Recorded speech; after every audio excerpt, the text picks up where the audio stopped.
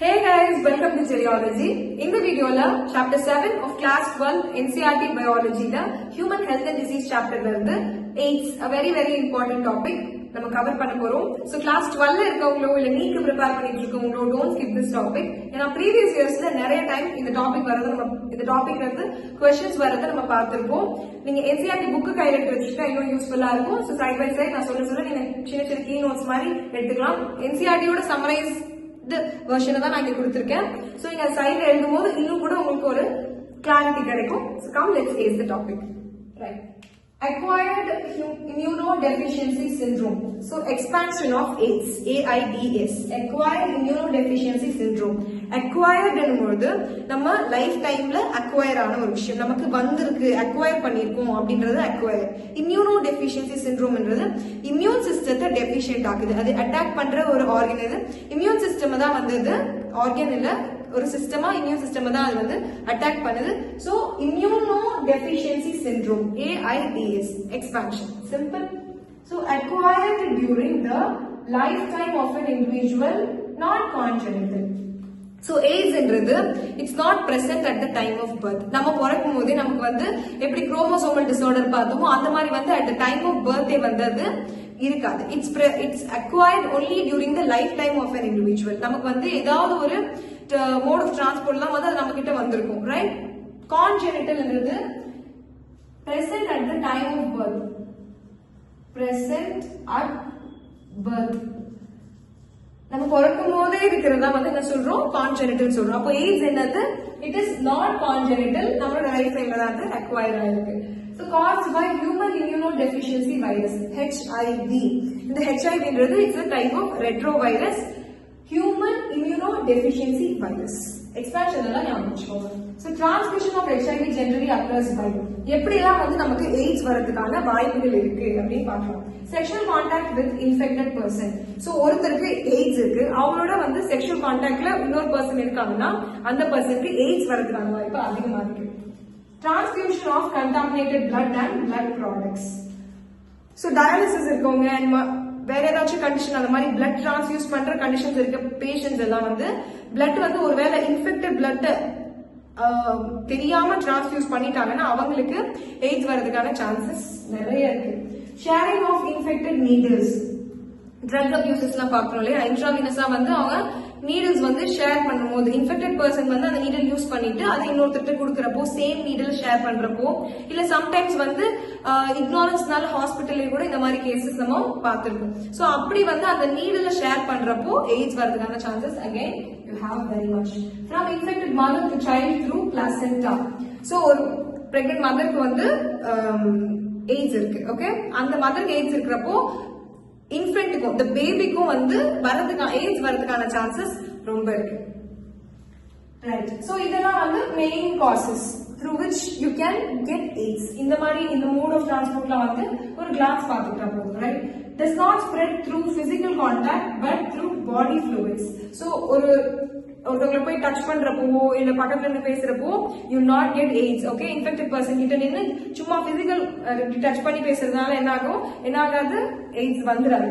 ஆனா பாடி ஃப்ளூயிட்ஸ்னால like blood டிரான்ஸ்ஃபியூஷனாலயோ இல்ல வேற ஏதாச்சும் பாடி ஃப்ளூயிட்ஸோட கான்டாக்ட்ல இருக்கிறப்போ என்ன ஆகுது? எய்ட்ஸ் வரதுக்கான சான்சஸ் அதிகமா இருக்கு. So the time lag between infection and appearance of AIDS symptoms may vary from months to years, 10 to 15.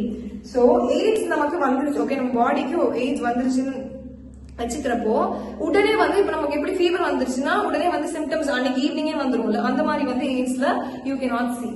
So time lag ஒரு விஷயம் இருக்கு, ரைட்? அந்த சிம்டம்ஸ் எய்ட்ஸோட சிம்டம்ஸ் நம்ம பாக்குறதுக்கே மந்த்ஸ்ல இருந்து இயர்ஸ் வரைக்கும் வேரி ஆகலாம். மேக்ஸிமமா 10 to 15 இயர்ஸ் வரைக்கும் கூட அந்த சிம்டம்ஸ் எய்ட்ஸோட சிம்டம்ஸ் நம்ம பாக்குறதுக்கு டைம் எடுக்கும் சொல்றாங்க, ரைட்?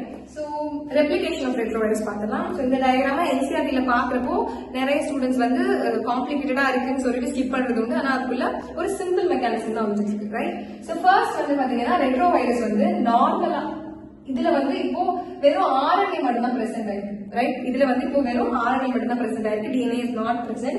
இப்போ நல்லா இருக்கிற செல்ல வந்து இந்த வைரஸ் என்ன பண்ணுது? இன்ஃபெக்ட் பண்ணுது, okay? This is the first step. Infect பண்ணிட்ட பிறகு இந்த பாக்ஸ் வந்து நமக்கு அனிமல் செல்ல ரெப்ரசென்ட் பண்ணுது, ரைட்? இந்த பாக்ஸ் வந்து அனிமல் செல்ல ரெப்ரசென்ட் பண்ணுது.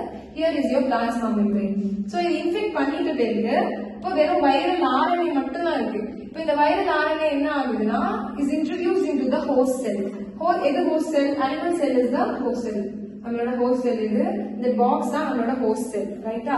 சோ இன்ட்ரோடியூஸ் ஆயிட்ட பிறகு அனிமல் செல் உள்ள போயிட்ட பிறகு ரிவர்ஸ் டிரான்ஸ்கிரிப்டேஸ் என்ற என்சைம் யூஸ் பண்ணி, it's very important, reverse transcriptase என்ற என்சைம் யூஸ் பண்ணி வைரல் டிஎன்ஏவா அது டிஃபரன்ஷியேட் ஆகுது. ஓகே, ஆர்என்ஏ வந்து வைரல் டிஎன்ஏவா டிஃபரன்ஷியேட் ஆகுது. நார்மலா இருந்த ஆர்என்ஏ ரெட்ரோவைரஸ் வந்து இப்போ வைரல் டிஎன்ஏ ப்ரொடியூஸ் பண்ணிச்சு.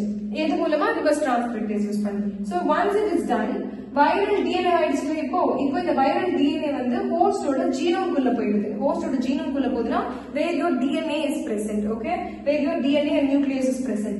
இப்போ இது வந்து ஹோஸ்டோட ஜீனோம்குள்ள போயிட்டதால new viral RNA produced by the infected cell. இங்க ஒரு புரோட்டீன் போட்டியும் ஆர்என்ஏ சிந்தசிஸ் பண்ணி என்ன ஆகுது? New viral RNA produced by the infected cell. இப்போ இது இன்ஃபெக்டட் செல் ஆயிடுச்சு, ரைட்டா? இது இன்ஃபெக்டட் ஆனதுனால ஒரு புது விதமான ஒரு வைரல் ஆர்என்ஏ வந்து இது ப்ரொடியூஸ் பண்ணுது. அதுதான் இந்த வைரல் ஆர்என்ஏ. சோ இங்க வந்து இப்போ ஃப்ரெஷ்ஷா அகைன் வந்து நிறைய இன்ஃபெக்டட் செல்ஸ், ப்ரோஜெனி செல்ஸ் வந்து இந்த இன்ஃபெக்டட் வைரல் ஆர்என்ஏ வந்து என்ன பண்ணுது? ப்ரொடியூஸ் பண்ணுது. ஓகே, இது வந்து ப்ரொடியூஸ் பண்ணும். சோ ஒன்ஸ் இதெல்லாம் ப்ரொடியூஸ் ஆயிட்ட பிறகு என்னது? இந்த செல்ல இருந்து வெளியே போயிட்டு new viruses can infect other cells. இந்த வைரஸ்ல என்ன பண்ண போயிட்டு மீதி நார்மல் செல்ஸ் எல்லாம் இருக்கும் இல்லையா, அதெல்லாம் போயிட்டு இது என்ன பண்ணும்? இன்ஃபெக்ட் பண்ணும். சோ திஸ் இஸ் ஹவ் அது வந்து அப்படியே மொத்தமா ஒரு அவங்களுடைய கிங்டம் மாதிரி ஆக்கிடுவாங்க. அப்படி இங்க இருந்து ஸ்டார்ட் ஆகி ஒரு நார்மலா இருக்க செல்லும் என்ன பண்ணும்? ஃபர்ஸ்ட் வந்து இன்ஃபெக்ட் பண்ணுது. அதுக்கப்புறமா ஹோஸ்ட் செல்குள்ள போகுது. ஹோஸ்ட் செல்குள்ள போயிட்ட பிறகு ரிவர்ஸ் டிரான்ஸ்கிரிப்டேஸ் யூஸ் ஆகி அது என்ன வந்து வைரல் ஆர்என்ஏவா இருந்தது, வைரல் டிஎன்ஏ ஆகுது. சோ வைரல் டிஎன்ஏ ஆயிட்ட பிறகு அது என்ன பண்ணுது? நேரா ஹோஸ்டோட ஜீனோம்குள்ள போகுது. ஹோஸ்டோட ஜீனோம்குள்ள போயிட்ட பிறகு நியூ வைரல் ஆர்என்ஏவா ப்ரொடியூஸ் ஆகுது. அங்க நியூ வைரல் ஆர்என்ஏ ப்ரொடியூஸ் ஆயிட்ட பிறகு இன்ஃபெக்டட் செல்ல இருந்து அந்த ஆர்என்ஏ எல்லாம் என்ன பண்ணும்? மோர் ப்ரோஜெனி இன்ஃபெக்டட் செல்ஸ் வந்து ப்ரொடியூஸ் பண்ணும், ரைட்? அது ப்ரொடியூஸ் ஆன பிறகு இந்த மூணு போயிட்டு என்ன பண்ணும்? நல்லா இருக்கிற செல்ஸ் எல்லாத்தையும் போயிட்டு அதோடைய இன்ஃபெக்டட் செல்லா மாத்திரும், right? So this is how replication of retrovirus is done inside the animal cell. Simple? Yes. So during the replication of retrovirus சில சிம்டம்ஸ் வந்து பாடியில பார்க்கலாம். ஓகேவா? நார்மலா இருக்கிற செல்ஸ், அதாவது ஹெல்பர் டி லிம்போசைட்ஸ், இன்னுமே பர்டிகுலரா சொல்ல போனா ஹெல்பர் டி லிம்போசைட்ஸ் வந்து இந்த வைரஸ் இன்ஃபெக்டட் செல் வந்து அட்டாக் பண்ணும்போது, இன்ஃபெக்ட் பண்ணும்போது ஹெல்த்தியர் டி லிம்போசைட்ஸ்லாம் வந்து என்ன ஆகும்? அதோட கவுண்ட் கம்மியாயிட்டே வரும். சோ அதோட கவுண்ட் கம்மியாயிட்டே வரப்போ சின்ன சின்ன இன்ஃபெக்ஷன்ஸ் கூட என்ன பண்ணாது? பாடி வந்து ரெசிஸ்ட் பண்ணாது. இம்யூன் சிஸ்டம் வந்து வேலையே செய்யாது. இம்யூன் சிஸ்டம் வந்து ரொம்ப வீக் ஆயிட்டு இருக்கும். ஏன்னா ஹெல்பர் டி லிம்போசைட்ஸோட கவுண்ட் வந்து என்னாச்சு? ரொம்பவே கம்மியாயிடுச்சு. சோ அந்த டைம்ல என்ன ஆகும்? சில சிம்டம்ஸ் வந்து நீங்க பாடியில பார்க்கலாம். Like during this period the person suffers from bouts of fever, diarrhea and weight loss, right? ஏன்னா இம்யூன் சிஸ்டம்ல வந்து சுத்தமா இப்ப பவரே இல்ல. சின்னதா ஒரு இன்ஃபெக்ஷன் வந்தா கூட அதை ரெசிஸ்ட் பண்ணிக்கிறதுக்கு பவரே இல்ல. அதனால என்ன ஆகும்? Fever, bouts of fever, diarrhea and weight loss வந்து அந்த டைம்ல you can see.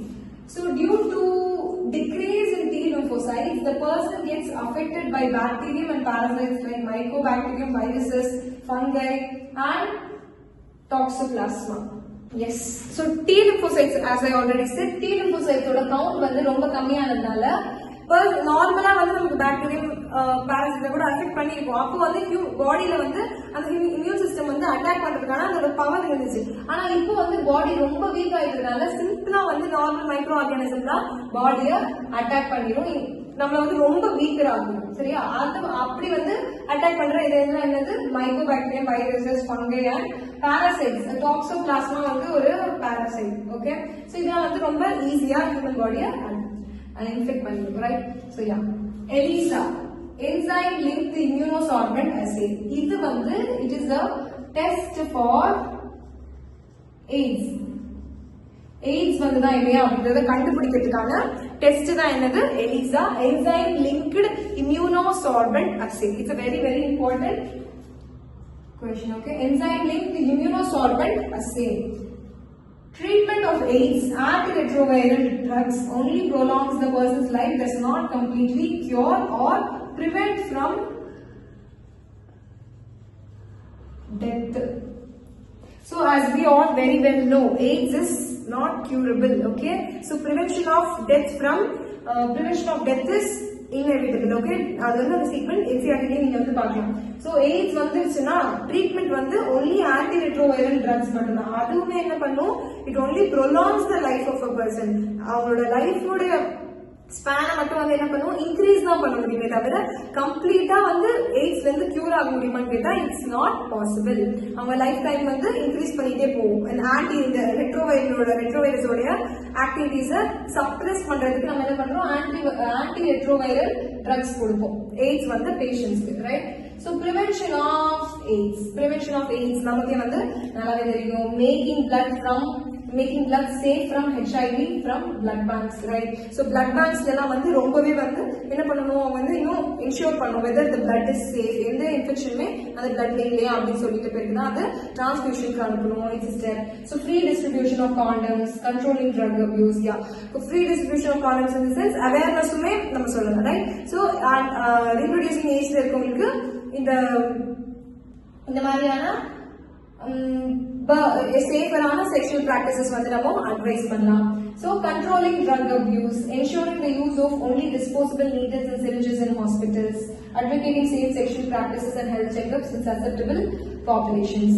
Yes. So drug abuse எந்த அளவுக்கு உங்க ஏரியால வந்து ட்ரக் அபியூஸ் நம்ம கண்ட்ரோலா வச்சுக்க முடியுமோ நம்ம வச்சுக்கலாம். சிரிஞ்சஸ் அண்ட் நீடில்ஸ் வந்து மறுபடியும் ஹாஸ்பிட்டல்ஸ் அண்ட் கிளினிக்ஸ்ல யூஸ் பண்றதை அவாய்ட் பண்ணணும். நம்ம செக்ஷுவல் பிராக்டிசஸ் வந்து சேஃபரா இருக்கணும்ன்ற அவேர்னஸும் பிராக்டிஸ் பண்றவங்களுக்குமே வந்து அது இருக்கணும். And then health check-ups in சசெப்டிபிள் population monthly இல்ல அட்லீஸ்ட் ஆனுவல் வந்து ஹெல்த் செக்அப்ஸ் இருக்கணும். இந்த மாதிரி டெட்லி டிசீசஸ் கிட்ட இருந்து நம்ம ப்ரொடெக்ட் பண்ணிக்கிறதுக்கான ஹெல்த் செக்அப்ஸ் இருக்கணும். இந்த சசெப்டிபிள் பாப்புலேஷன் சென்ஸ் நிறைய சான்சஸ் இருக்கிற பாப்புலேஷன் நம்ம என்ன பண்ணோம், அட்லீஸ்ட் ஆனுவலி ஒன்ஸ் நம்ம என்ன பண்ணணும், போயிட்டு செக்அப் பண்ணிக்கிறது நல்லது. இந்த prevention of AIDS வந்து NCERT-ல கொஞ்சம் ஒரு பெரிய பேராகிராஃப் கொடுத்துருக்காங்கன்னா ஒரு ஜென்ரலான கான்செப்ட் அண்ட் ஐடியாவோட I don't think that's very important. Exam perspective-ல I don't think it's very important, but as a student you go and read that. It's very very useful. நான் வந்து ஒரு எக்ஸாம் பாயிண்ட் ஆஃப் வியூல இருக்கிற இம்பார்ட்டன்டான சின்ன concept and ideas மட்டும் இங்க கொடுத்துருக்கேன். I hope you like this video. நீங்க 12th இருந்தீங்கனாலும் நீட் ப்ரிப்பேர் பண்ணிட்டு இருந்தீங்கனாலும் கண்டிப்பா இந்த டாபிக்கை ஸ்கிப் பண்ணிடாதீங்க. இந்த டாபிக்ஸ் வந்து ஏற்கனவே சொன்ன மாதிரி கொஸ்டின்ஸ் நிறைய கேட்கறதுக்கான சான்சஸ் இருக்கு. இதுல இருந்து கொஸ்டின் கேட்கறதாலும் இதுல இருந்து இன்டர்லிங்க் ஆகி வேற மாதிரியான வைரஸஸ் அண்ட் பாக்டீரியா, அதை பத்தினா டிசீஸ்ல வந்து வைரஸஸ் பாக்டீரியா வந்து நிறைய மைக்ரோ ஆர்கானிசமோட டீடைல் டிஸ்கிரிப்ஷன் இருக்கும். ஸோ அந்த மாதிரி வந்து இன்டர்லிங்க் பண்ணி கூட கேட்கலாம். So I hope you like this video. மீண்டும் சந்திப்போம். தேங்க்யூ.